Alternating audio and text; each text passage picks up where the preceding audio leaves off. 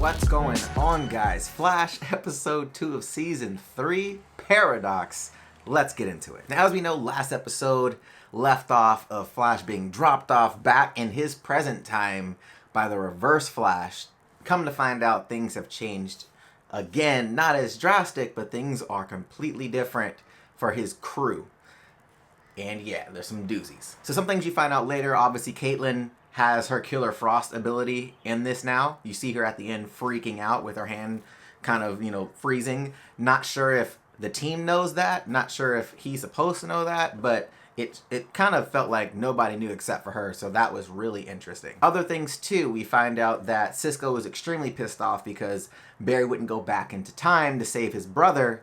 Come to find out, he's been building a suit. I'm not sure if it's for Vibe or if he calls himself Reverb as well. Not sure what his name is yet, but he actually has some of Reverb's abilities that he's using with these gloves that he made. Pretty dope. He actually saved Barry at the end of the episode after they kind of wrapped their relationship up. I thought, though, Cisco's kind of arc in this episode was pretty dope. I'm glad they didn't hang on to it for a long period of time. I'm glad it wasn't like a season arc of like, I hate you all season. I'm glad that they are figuring that out now. Like, things are very condensed, which is really good. We're still not sure if Wally has any Speed Force ability yet. It didn't show anything in this episode. They did reference Harry, so we know that Harrison Wells from Earth 2 was there, which means that Jesse probably still got hit with another, explosion from the particle accelerator. Same thing with Wally. So not 100% sure if that is going to come later, or if he has the ability and just hasn't really tapped into it yet. Not 100% sure. Now, one of the most interesting things of this episode was Dr. Alchemy and the Rival. Now, this was really interesting because the Rival was having flashbacks or kind of references to his, Flashpoint Paradox counterpart, which is really cool. I'm glad that he's seeing these different things from his previous life or his alternative life. It's just really interesting to me that Dr. Alchemy was able to bring that to him.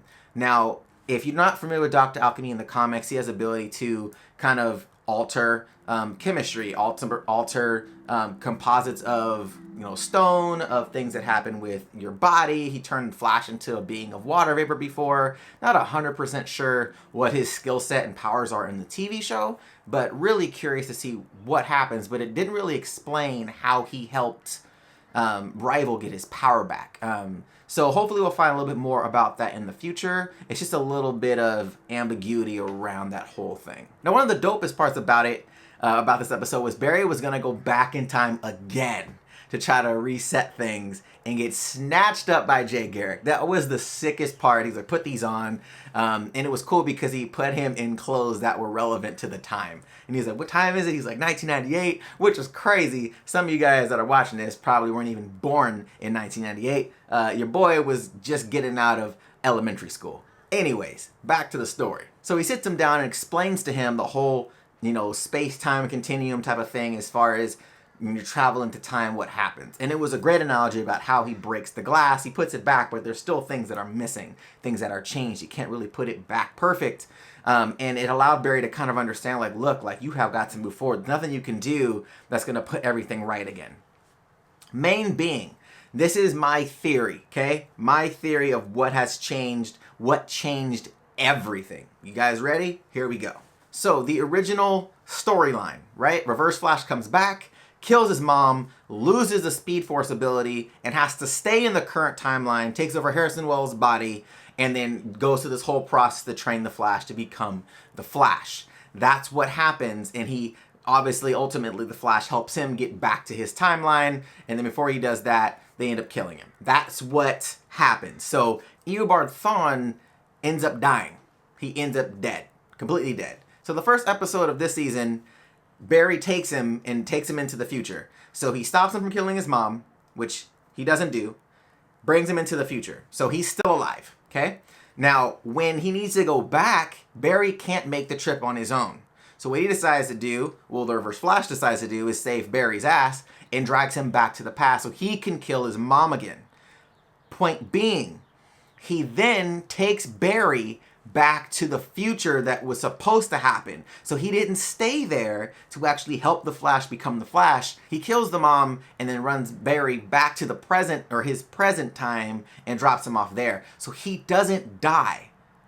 I hope you guys understood what I just said. I know it's a lot of crazy. Short version of the entire thing I just said, he doesn't die. So if you guys know this whole thing that we just talked about just now, you have Harrison Wells, which could be alive, could not be alive, not really 100% sure yet. We're not sure if that changed at all. But we do know that the Reverse Flash, Eobard Thawne, isn't dead.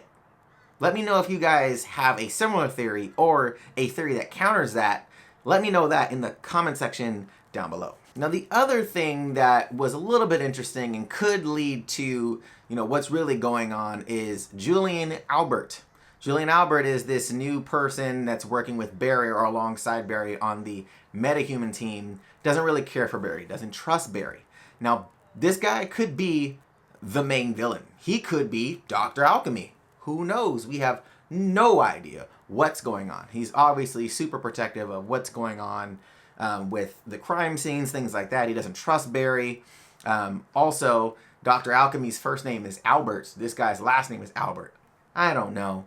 I have no idea. I could have just made all that up, but it's really interesting to me. But so far, the season is rolling out to be really, really good. I'm glad that things are condensed. It doesn't seem like they're taking too much time on certain things, especially with relationship stuff. I'm glad that they're not dragging things out and making it more soap opera-y. They're really just saying, cool, let's get over this now and move forward. I'm glad that they did that in the first 2 episodes, as far as 1, Barry coming back from his past or changing the future, and then 2, in this episode where you have, him trying to fix everybody, get everybody back together on the same team. They do that in 1 episode. So I'm glad it didn't take an entire, 4 or 5 episodes to do that.